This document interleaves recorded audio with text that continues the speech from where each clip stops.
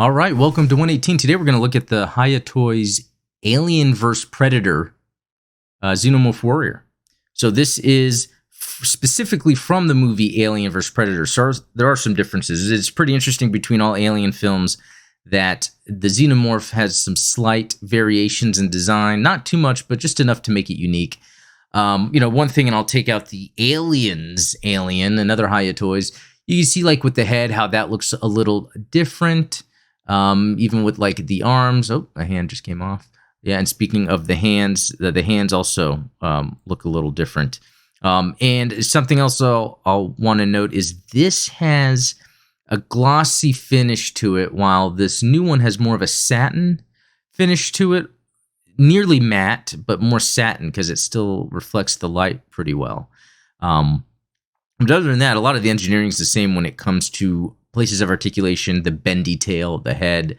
But yeah, I'll get into this a little more. And actually, just to look real quick how we saw this hand kind of fall off. That came off a little too easily. Now, it comes with multiple hands, which is always interesting for a figure like this. I put one of each on here just so on the video I didn't have to do that, although one came off, so I might as well have. But one is where the claws are more closed or gripping, and one is where the claws are more open. So I'm not going to fully go over articulation because I've done that with a few of these Alien toys, but I wanted to talk about some interesting articulation. Now, I don't know if you can hear it on this video. You probably can't. You can more feel it, but it's ratchety. The joints are more ratchets than they are just a smooth articulation, which I think is fine. That's an interesting way to go about it. Maybe those other Aliens toys would have benefited from that, because I think it allows it to maybe be a little more stable. I don't know.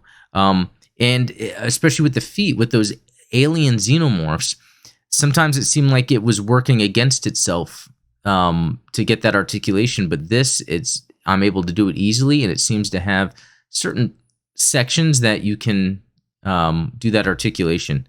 It's kind of interesting. Now, the hips are rather odd because you can't really get any spread, even though they're kind of built for that. I don't know. These just, look at that. It just looks kind of weird how they did it. I guess they're not really expecting.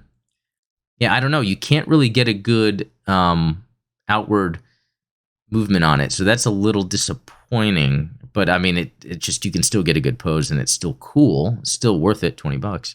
So that would probably be my only complaint, really, and it's not enough to totally make this a horrible figure.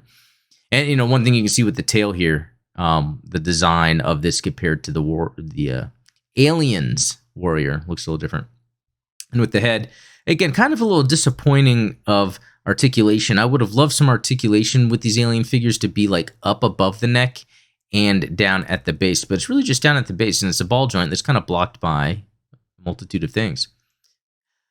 Let's see. I think the elbows, the articulation of the elbows reminds me more of the Aliens, but it still takes some engineering from here where it's like a thicker joint.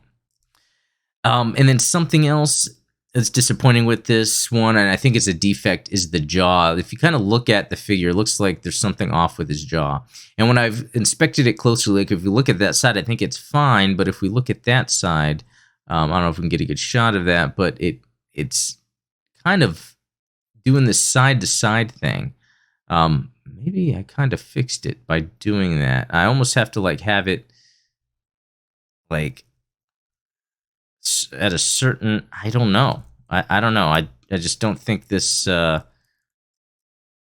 worked out. I probably have to mess around with this a little more. Maybe I can fix it myself. But it's a little odd. It still does the thing where the little mandible comes out, so that is cool.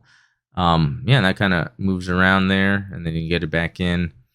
But all in all, this is kind of the same as the other HIYA Toys Xenomorphs, and really this is awesome. It's worth it. I'm glad they're making these. These are probably the best a 1/18 scale Alien toy could be.